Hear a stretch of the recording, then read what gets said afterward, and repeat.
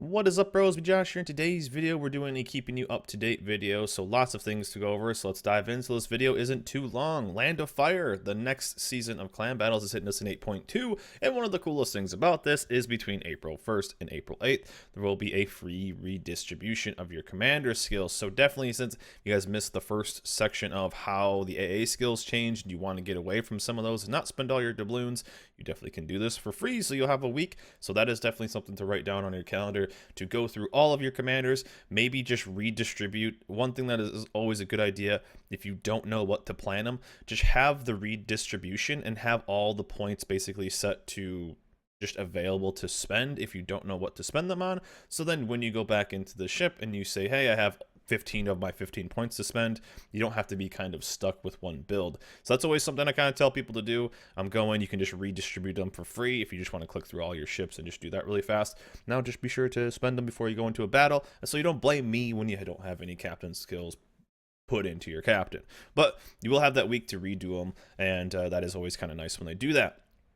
This season of Clan Battle, though, is the first season we're going to see the cross-server competition, cross-server works, whatever you want to call it, cross-server matchmaking, and it is kind of nice if you couldn't, or your clan couldn't ever get everyone together during that 4-hour block. I know that hurts North America a lot from East Coast to West Coast. Obviously, it's going to have impacts on all the other servers as well, but getting everyone together within that 4-hour time slot tends to be difficult for some people. People have jobs, people have families, so one thing that's kind of nice is there is some open time slots that you can pick once a day, and let's say you can get people together during the Russian prime time, and you can play during that, or European, or whatever. You can get people together. Everyone has different schedules, but once you select one per day, it's not like you can play an hour during the Russian one and 2 hours during the European and then an hour during the North American one.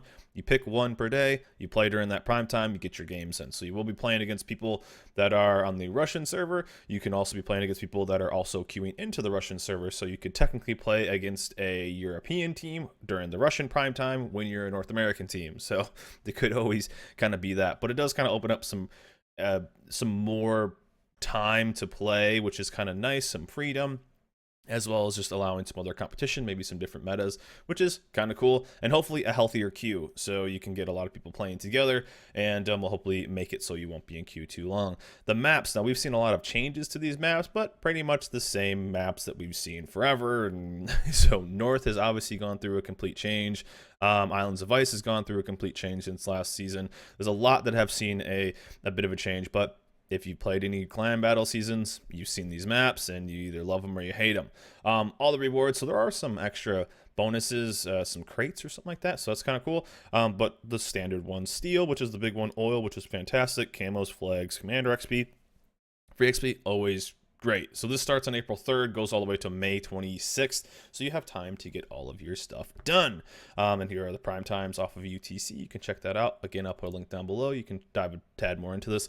The cross-server matchmaking, we kind of went over that, but it'll be down below. You can check it out. And the leagues, standard leagues, the Hurricane League, getting all your kind of whatever league you're in, getting more and more. You want to get up to the higher ones and getting more steel and more rewards. Obviously more bragging rights because you have the cooler emblem by that. So they're also doing a rework of the clan ratings, which is kind of nice. The ratings of all clans will be reset to standard values, but for each battle in the various season, except for the starting Squall League during the North season, will get 50 bonus points. So the more you played last season, obviously the more you'll get going into this. The rating system retweaked. We're continuing to the work of enhancing the way the matchmaking functions in clan battles, which has resulted in the following improvements of the Land of Fire season. Clans with an average rating will face opponents that are closer to them in their rating. That's good. And making for clans with higher or lower ratings will be significantly accelerated while still maintaining the quality of matchmaking. So that's always good. And then, of course, the Alpha Bravo. The clan's lead rating will be the one with the highest. To unlock the ability to select a team, you need to erect the first expansion of the Officers Club in the Naval Battle base. Probably people already have most of that. It's not too expensive once you set up the clan. Now, this is still kind of, I don't know, Alpha Bravo, I think it's something that seems better on paper than it is in reality. I think the Bravo clan is kind of nice for clans that are good, not so good that are clans that are trying to go through. There's nothing worse than going against a Hurricane level clan just messing around when you're trying to get into Storm League. But it is what it is. Thus, clan players will be able to choose their rating depending on their playstyle, whether serious, blah, blah, blah. So again, they're still there. So it is what it is. Achievements, the normal one, Land of Fire. All of these achievements are kind of cool. They go up in your clan battles. And also rewards this season. It's kind of nice that in the past, all the rewards were set on a 7, 8, 15. So you got rewards for 7 wins. Then you got rewards for 8 more wins, and then you got rewards for 15 more wins. So each bracket, both, I think it started with Gale. I think Squall was easier to get. I think Squall was only 15, maybe Gale was too. But once you got into Storm, Typhoon, Hurricane, once you got 7 wins in that, you got the set reward. Then you got 8 more wins, 15 total in that league. You got the reward. Then 15 more on top of that equal 30 wins for that league. You then got the final reward for that. So obviously all of that had backwards compatible. So if you got 30 wins in Hurricane, you got all the ones backwards. So that was kind of nice. They've kind of breaking that down, which is kind of cool. The amount of steel you can earn remains the same. So 11,000, that's 30 wins in Typhoon. And then I think like 50 wins in Hurricane. I think it's 50 wins. So it's basically the majority of it. 10,000 of the 11,000 is the 30 wins in Typhoon, which will get you everything. And then Hurricane, I think it's something crazy, like 50 wins gets you 1,000 more. Definitely not worth the time. Obviously, if you want to get more, you can. You still need to complete more combat missions. So basically what they're doing is they're changing it so it's not 7, 8, 15 anymore. It's going to be a lot more smaller victories, which is kind of cool. So basically steel and everything is going to be more accessible for everyone. So if you're thinking about getting other ships, you use your snowflake steel, you have that laying around, you have ranked steel laying around, you have the ability of getting more. So now each of the first 15s in the victories will bring you 80 steel, totaling that amount to 1,200. So it looks like they're going to kind of reward the lower ones a bit more too, and then just kind of make it easier for everyone. I like this quality of life. This is wonderful. But it does kind of tone down the need to keep playing clan battles. You guys have heard me talk about in multiple videos my fear for clan battles, but opening up to multiple servers playing against each other, which is kind of nice, and this cross-server matchmaking might help it. But again, I still have this overwhelming fear for maybe not overwhelming, but I still have this fear for clan battles going into the future because steel continues. Steel is mainly the only reason to play clan battles. It's the main reward outside of the competitive nature. But they keep making that steel, the reward, easier to get. Obviously a good quality of life change, but still takes away from needing to continue down clan battles. So, but it is kind of nice though. You can be a bit more casual and get more steel. There'll also be some combat missions throughout the entire thing, maps as well. You can check all this out. I won't dive a tad more into it. And if you don't have a tier 10 ship and your clan is maybe a bit more casual, they will of course have rentable ships. Now that was 8.2, and we've had a lot of posts for 8.3, which is the next batch, and so let's just check those out as well. There will be another Go Navy event. Well, it's a friendly competition victory event. It's like the Go Navy event. It's like the water versus fire event. This is also kind of cool. I'm not going to dive too much into this, but we will have another community-based event. I love these events. I just hope it's not as easy to, I wouldn't quite say abuse as the last one. I think Team Shark versus Eagle, I think Sharks won every week or whatever it was. They won every competition. This is going to be kind of cool, and you will be able to get some rewards through this, getting the permanent camos for Russian ships. So that's kind of nice. And there's the Vladi Divac, the future tier 8 Russian battleship. You will be able to get some early access to those. So again, Wargaming giving away some of their content for free, but hey, there you go. You will be get the Vladi Divac and check out the new premium, or not the premium, but the tech tree Russian battleships. But they do have some permanent camos, which are pretty badass looking. So I always like events like this. It gets everyone playing, and it gives you something to do while you're just playing. You tend to not have to go out of your way to play, and it's just kind of working together. Gets people with their clans playing together and just having some fun. So I'm always for all of these events. These are always fantastic, and of course you get some cool free stuff along the way. So obviously cool camos like that. The port will also get a overhaul. Some new camos are coming into the game, which is kind of nice. Copper and moldy Benadryl into the armory, which will soon be called, well, it's going to be called the armory. It's still called the arsenal technically. And in a 0.8.3 update, battleship Borgonia, the steel ship.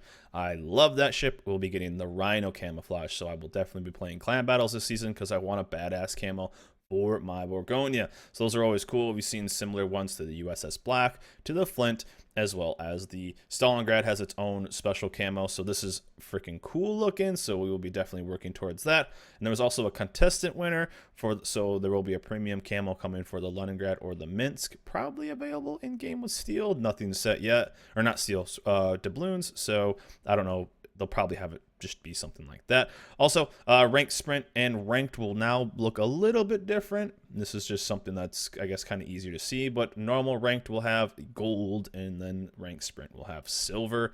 And also the Yamato is getting an overhaul of how it looks. I believe nothing really changes of the ship itself. It's just a visual overhaul. Due to this, though, the battleship has its AA parameters changed, so a small little change, but everything else, I think its tankiness and all stuff like that, will not be affected. It just will look a tad different, a bit more of the historically accurate aspect of this game, and we'll kind of, I guess, history buffs will be excited about that. One of the big announcements as well from the latest competitive tournament was the announcement of the French destroyers. Again, I will put a link down below to all of these. I'm not going to dive too much into this. I might do an entire video on these, but French destroyers are coming. There's no set date. We don't have them yet to test them out, so it's going to be a little bit down the road. And what we've seen is these are going to be relatively fast. They will have the main battery reload consumable, which is kind of the I guess the point or the main characteristic of the French line. Cruisers, battleships, some of them have it, as well as the destroyers will have it. So we've seen the Le Terrible, the tier 8, which is actually getting an overhaul as well, and will be kind of interesting. But these are known for being fast, having them reload consumable, and one of the main things is when you quick go and look over these ships, there's not much smoke. So this is going to be a tough line, I think, for a lot of people. And I'm interested to see how this line goes with popularity-wise. Imagine being a destroyer that is relatively quick, but you have no smoke. This is not going to be a line for new players. No smoke on the tier 2, no smoke on the tier 3. This is a common pattern all the way through the line. But things we're looking for is the amount of guns the ship has, the health pool, as well as speed. Now, all the way into the tier 6, if we can scroll down there, that's pretty standard for the French lines. The cruiser gets that as well, and that's when you get your main battery reload booster at tier 6. Pretty healthy for a tier 6 destroyer as well. Pretty big health pool, but again, 5 guns going out, 13-kilometer range. These are going to be fast and furious destroyers. You start to get 36 knots as well. That's without the speed boost. And continuing down, 36 knots at tier 7. Tier 8, 43 again. And then tier 9 and tier 10 look like they will be monsters when it comes to this. Lots of torps that are pretty quick. And again, maximum speed, 44 knots. Pretty agile, but again, no smoke to be found, so I'm interested to see how these end up working as a line. I'm interested. Let me know in the comments below what you guys think about an entire line not of destroyers not having smoke. Obviously, there are some on the Russian line that people tend to play without smoke because they take the heals instead. These don't even have heals. These are purely an offensive ship, so probably won't get the same treatment as the Hiraguma as well as the Kaba, which still take the old school AP penetration values, so they will be able to survive a tad more. But these are pretty big destroyers, as if you've ever seen the Le Terrible, it's a pretty big destroyer that can take a lot of damage and not heal any of it back. Although very quick, 44 plus knots. These are freaking quick ships, and obviously if you look at the gun layout, 4x2, so 8 shells going out each time, firing range 13 kilometers. These could be beasts, but I'm nervous about the popularity of these ships. Gonna have probably a pretty big learning curve to play them effectively, and will most likely be a damage farming ship because the surface detection will be kind of high. Also, something we're gonna have to think about with these ships is they're big, they're fast, but they're big. And so what does that mean? Big destroyers versus aircraft carriers. They tend to not last the game too long. So we'll kind of see. Again, I'll be excited to test out these ships when we get our hands on them. But right now, all is on paper. Again, I'll put a link down below. You can check out the stats a tad more if you want. But they look like they're going to be relatively quick with reload consumable. And that's about it. Last but not least, there are some premium ships that are coming to the way. Again, a link down below. You can check these out a tad more. We will get the tier 10 Slava, a Soviet battleship. This will be kind of cool. So whenever I see tier 10s, tier 9 premiums, I immediately think to potential steel ship, potential coal ship, and potential free XP ship. So with the Slava, no idea how this is going to go. It is a tier 10. The one thing about it potentially being a steel ship is we just had the Borgonia, so I doubt they'll do a back-to-back steel battleship, but we have the news, the tier 9 French destroyer, so this might be the next steel ship after that. We don't know. Obviously, this is all just me guessing, but going to another battleship already seems maybe they do it, but back-to-back Russian maybe seems a tad weird. But we had the USS Flint and then the USS Black, both USN, but different tiers. So interesting if we see this potentially steel ship. Maybe that'd be my guess. But Russian battleships, if you've ever known, is they are good at bow tanking, good at front end tanking, and they get that boost of the quote unquote cruiser level dispersion. So very good at tanking bow on, completely fragile broadside. So again, we'll have a learning curve to learn this entire line plus this premium whenever it comes out, and could be kind of cool. So you can check out the stats. 91,000 at that tier, pretty dang solid. And the armor scheme is identical to the Kremlin, the tier 10 on the tech tree line. So we'll see how this actually goes. But tier 10 premium, anything kind of yells either coal or steel to me more than free XP, so I'm assuming it'll be one of those. American Destroyer tier 9, the Benham, and this to me looks just like a tier 9 Sims. You get a damage control system, smoke, engine boost, defensive fire. Looks pretty standard, but one thing I did notice was torpedo tubes 4x4, so lots of torpedo tubes.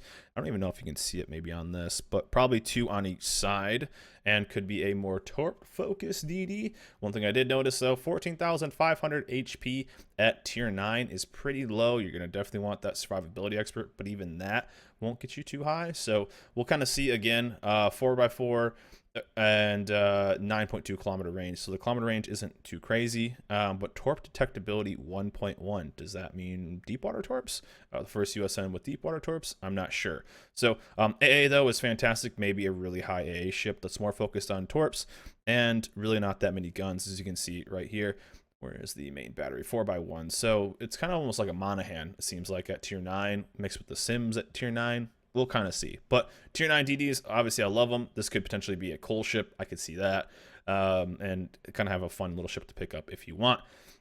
Japanese cruiser Yoshino tier 10. Basically, this is the old school Azuma that we first had, and then they kind of took all the armor away from the Azuma and then said it was going to be tier 9. So this is the tier 10 version, basically the old school one, and now we'll see it with torpedoes. So again, 25mm plating, central with 30, so maybe it's going to get some of its tanking ability back, but this thing was pretty nasty at tier 10. I enjoyed it. Battle cruiser playstyle for the US or for the IGN line. So this will be kind of cool. Again, I think this one was announced that it's going to be coal.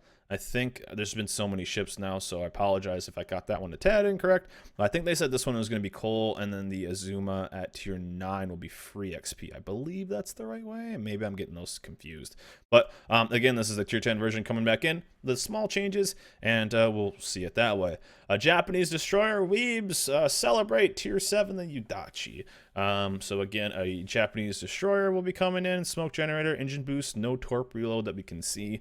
So the main battery 1x1 and 2x2, so 5 shells going out, and so 127mm, 11.8 kilometers. So this will be kind of interesting. Tier 7 could actually be quite good for this tier. I think there's a lot that could happen at tier 7. Tier 7, there's a few ships that kind of stand out, and everything else is kind of good, I guess. But IGN DDs haven't really been in the best spot for a long time. Two torpedoes, 2x4 with a decent reload. We'll see. IGN torp lines in general have been kind of picked on for a while by other ships that are just stealthier and have hydro. But again, I think this is something that this is a win for the Weebs, I guess. So here you go. Yudachi will be coming into the game as well. Probably just a normal premium ship. And then a French destroyer, Sirocho, I probably annihilated that name, tier 5. So this might be kind of cool. Tier 5, maybe an event ship, could be just another one. Again, tier 5, it's tough. You got to be careful with making it too strong. Don't want to make a seal clubbing ship. But we aren't seeing quite the, it's not quite the terrible as I thought at tier 5, although 33 knots at tier 5 might be pretty solid. But this one could potentially be, it's relatively stealthy. potentially be kind of a stealthier French destroyer, so maybe a bit different than everything else. But also tier 5 coming, and then French cruiser tier 8 Bayard. This could be another fun one. Again, we are having that reload consumable, AA, all kinds of stuff on the ship. So if you've ever played the Charles Martel, the tier 8 on the tech tree line, this could be a premium version of that, so that's always fun. Main battery, engine boost, defensive fire, hydro, damage control. So you're definitely going to want to be looking down at your computer and your keyboard to make sure you don't click the wrong one, as we get more and more consumables on each premium ship that we get, each ship that we get. But this is exciting because I think the French line is a lot of fun. Again, I'm not going to dive into all of the stats on all of these ships because there's so much to go over, and I don't want this to be a 40-minute video. But anyways, guys, lots of stuff going on. Again, to recap, Clan Battles 8.2, Clan Battles Season 5, whatever this is. There's a new one, cross-server matchmaking, and steel will be a tad easier to get. Yeah, it's the 5th season. New camos and a new event going on. Community, that's fantastic. New camos as well for the Bourgogne, as well as the Minsk, Leningrad, and then a bit of an overhaul cosmetically for a few things. French destroyers are coming to this game, no set date, but you can also look at the stats down below. I'll put a link.